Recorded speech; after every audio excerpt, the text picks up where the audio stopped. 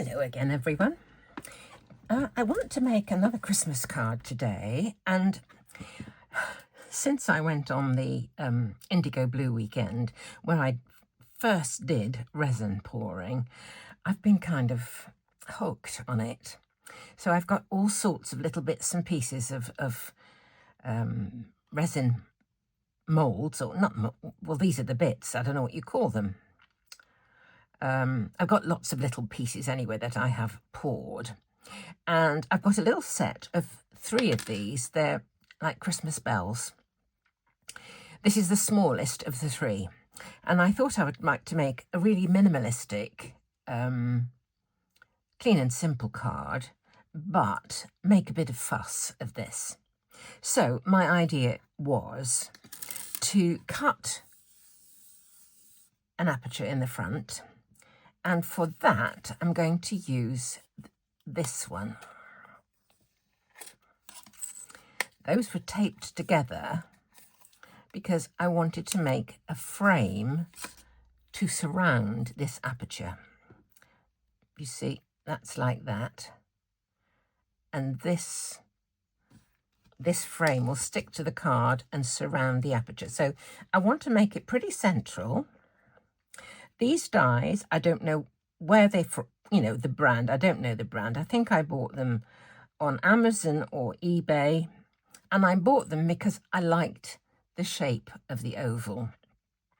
I've got a whole huge set of press cut ovals, nesting dies, but they're skinnier than these, longer and thinner. So I actually like the shape of these. There's not so many in the set.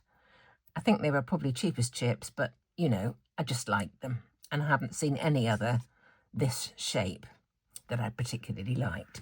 So what I'm going to do is cut out this aperture in the front of my card, and I will tape it down.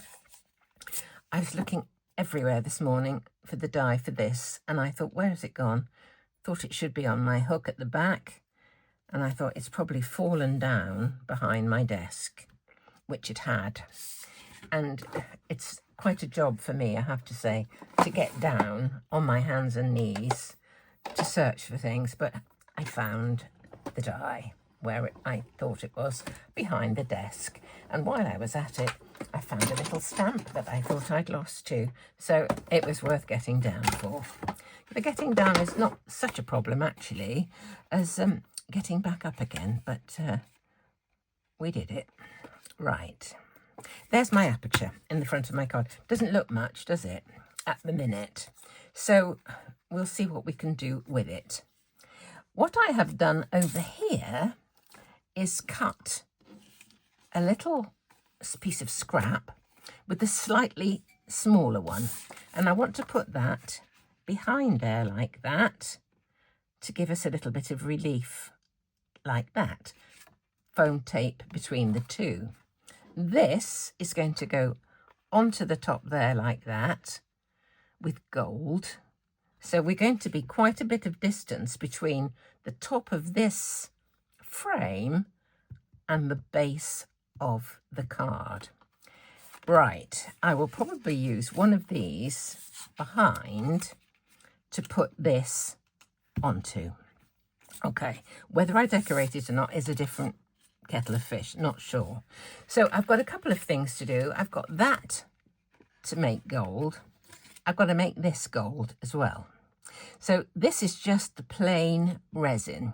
So the first thing I have to do is to cover it with gesso so that it will accept some paint of some description. And why I've got this on my thumb this morning is I found an old pot of gesso, and I thought, is this going to be any good? I've had it for a long time. This is Ranger gesso, and I opened it up and it's absolutely perfect. This was all glued up round here, which is why I got stuff all over me, because I thought I would give it a bit of a clean. So the first thing to do, as I say, is to paint this with gesso. I'm just going to use the stuff out of the lid. See if I can get it all over. And this will just make a surface that will accept some kind of colouring of some description. And what I want to do is to use some gold mica powder with either some of my French furniture wax or some gilding gum from IndigoBlu, which will make it into a kind of gilding wax, but it'll be easily painted. It'll get into the crevices of this little bell. The top of it is this like a bow and then some greenery, but I'm just going to do it all gold. I think you probably could do it separately, you know, the different colours, but it would be, on this size of the cast, would be extremely fiddly. So that's my gesso done, and so this just needs a little bit of time to dry off. Okay, put it in the corner. But what I can do is mix up my gold. I think I'll use a bit of gilding gum this morning. It comes out a bit more easily than the furniture wax. The furniture wax that I use, I'll just show you. It's this stuff. It was sent to me by a friend in France. Cire à effet, incoloré, no colour. And it's kind of, it gives a lovely patina to wooden furniture and all this kind of stuff. But my friend said that she'd seen some French lady using this with mica powders to great advantage. So as I couldn't find any, she very kindly sent it to me. So I've been using that a lot recently on my printing trays, because I am now up to 4. I've made 4 of them. Just love it. Okay, that I would think would be plenty. I'm not sure whether this would colour that. I'm not sure how it goes with paint. We're going to try it. If it doesn't work, I can cut some more and just colour it with whatever gold. Right. There's that gold. Oh, there's that gold. I think we'll have the deeper one. These are just cheap mica powders. I don't know about whether it stays on with just water. I think mixing it with gilding gum, it will bind, so it shouldn't rub off. So let's just try a bit of this. Do I want the darker one? Let me have a look at this one.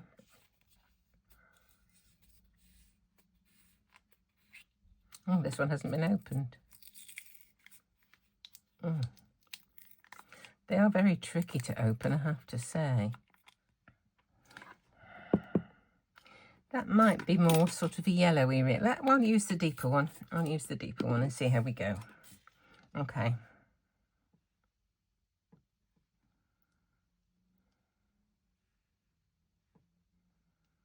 Don't need much of it, and that is pretty much nearly dry now. I'll try colouring this. Just want to make sure the mica is all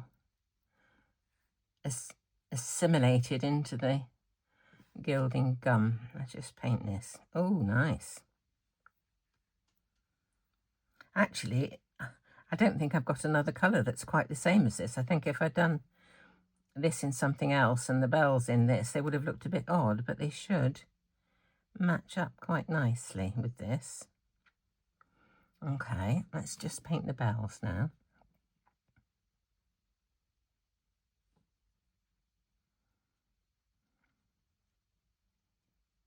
Actually, I don't think it is quite dry. Let me just use a heat tool on it, because it's going kind of milky. This is going milky on the bells. I'll just give it a quick whiz with my heat tool. I am actually wondering whether black gesso might have been a better option. Can you see it's a completely different colour? A completely different colour to the effect on the paper. So let's put the lid on this for a minute. I am going to recover it with some black gesso. I'll dry it off first.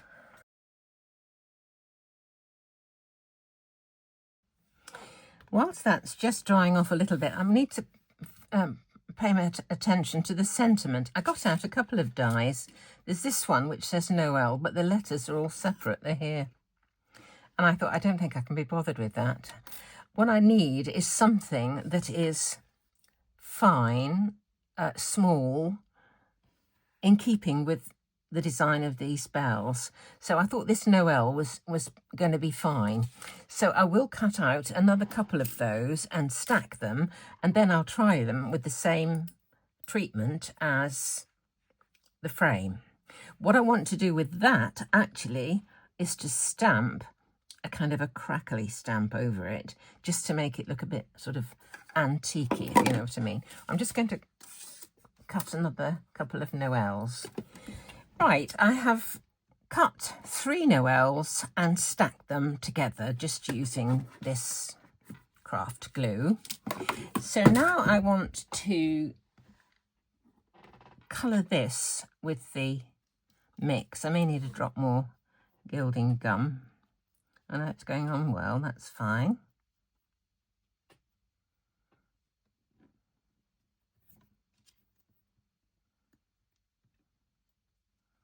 Okay, there's my Noel.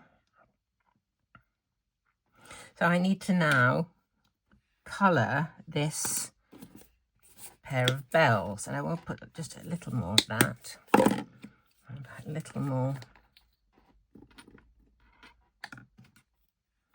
of the gold mica. There we are. It's an old gold, isn't it, this colour? To me, it seems really, really old gold. I'm just giving that time to chance to dry. I'll try a bit more of this, make it a bit smoother. Yes, that's nice. Okay, now the bells.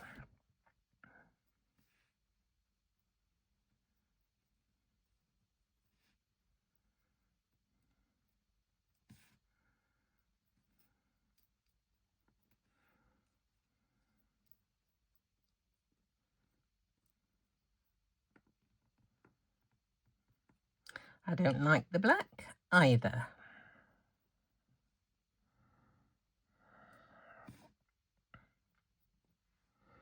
I'm very disappointed with that.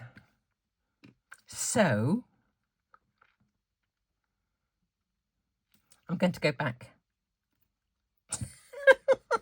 I'm going to go back to white gesso. Oh Lord, let's see if I can just wipe some of this off.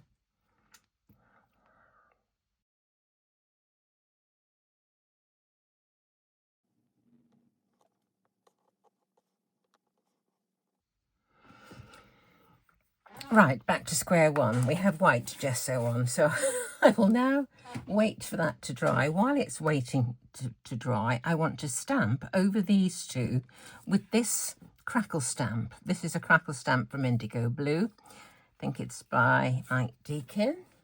So I think I'll pop it onto a block this time. Let's pop it onto a block.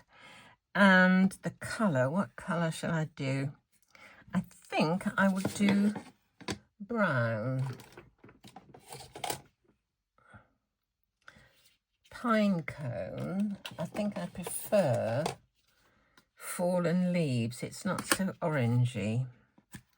Let's try this.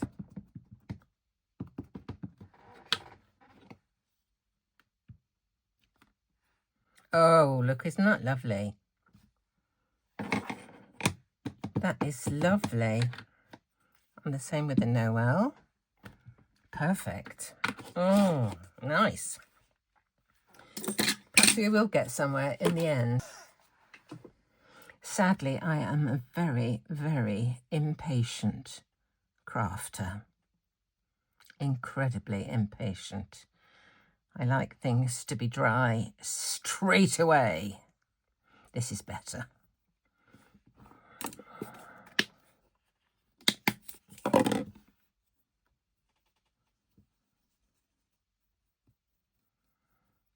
Dries quite quickly.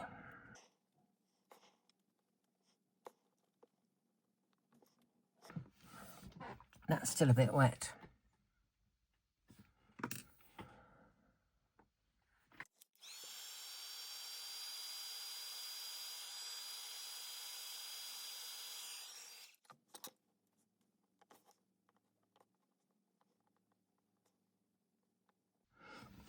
Sadly, with all those layers of gesso, some of the detail has been blurred slightly, but I think it's still kind of all right. So now I need to do a little bit of assembly. Right, I need some foam tape behind here.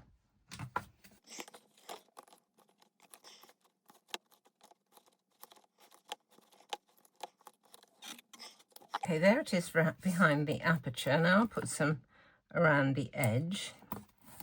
This is sticks to anything narrow foam tape. If you go to the website and put foam tape on into a search box, you may not come up with this narrow one. They tend to just show the broader one and the thicker one, and I like the thickness of this and the width of it.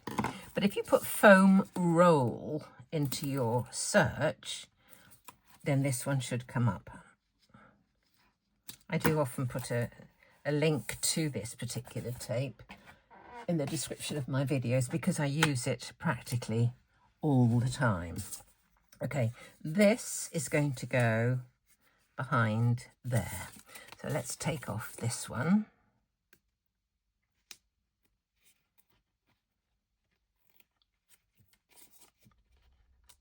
If I tug too hard, I break it completely, but often I can just leave a little bit still joined so it comes off in one long strip. Reminds me of peeling an apple in one piece. My mum used to do that. There we go. I will put some glue stick on that because I just want to get this position correct. Okay.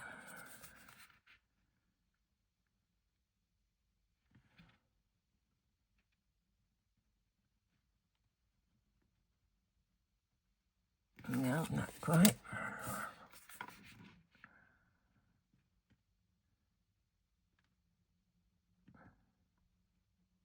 There. Right, next I want to stick the frame around here. So I think I may put the glue on here. Let's just see. Just a trail.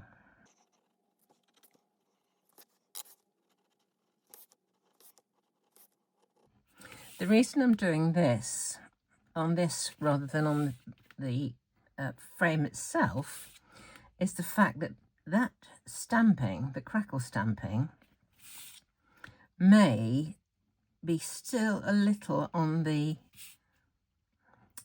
damp side, shall we say, on the movable side, and I don't really want to smudge it by, using it on the back. So if I lift it carefully with some tweezers and pop, oh, there's a bit of excess there. That's fine.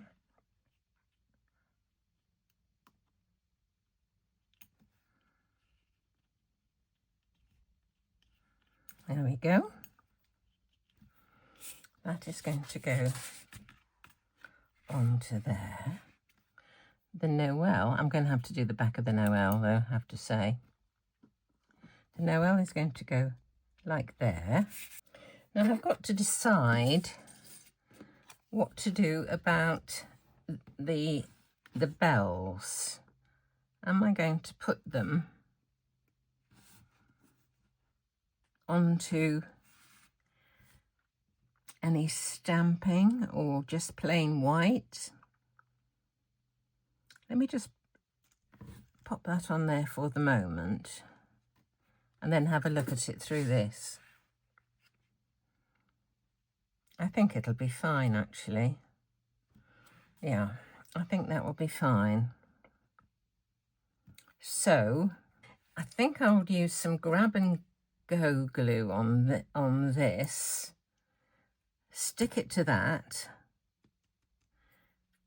and then position this over that, and then I can do that over there. That's what I'm going to do. That is what I'm going to do. Here's some grab and go.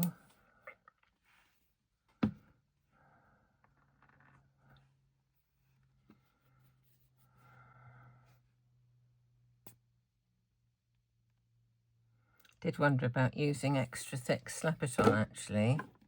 Super thick Slap It On. But I think we might be all right with this. I'm going to have to leave this to set, probably.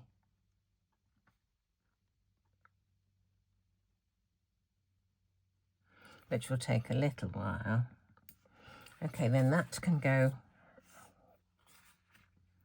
over there like that. Do I want to put foam tape between those two? That might be rather nice, mightn't it? So I'd have to have a double layer there.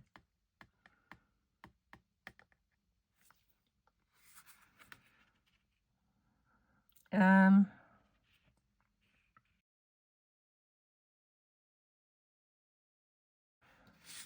might do. I'll be back when that is set.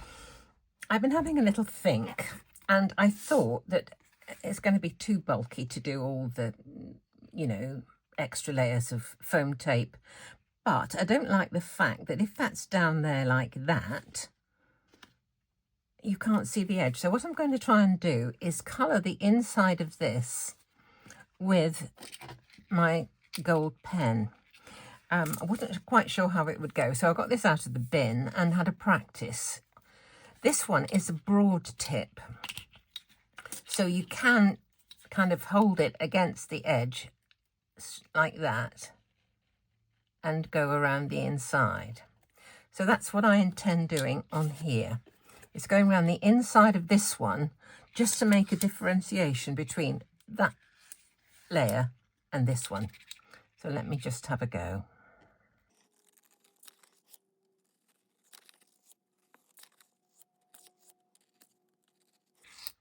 Yeah, I think that's okay. It's a very fine line.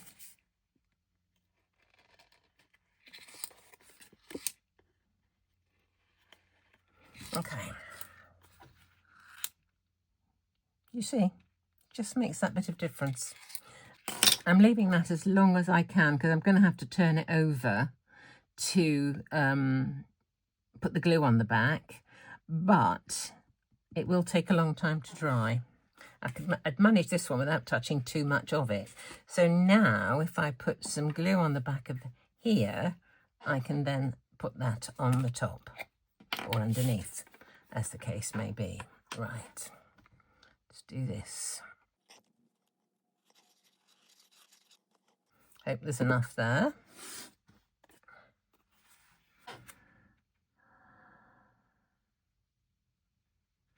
There we are. That's that one done. That's going to go onto there. Isn't that classy, don't you think? I'm pleased with that. Took a bit of messing about to get the bell colour right, but I think we're nearly there. I'm going to do this. I'm just going to do it. Let's just see.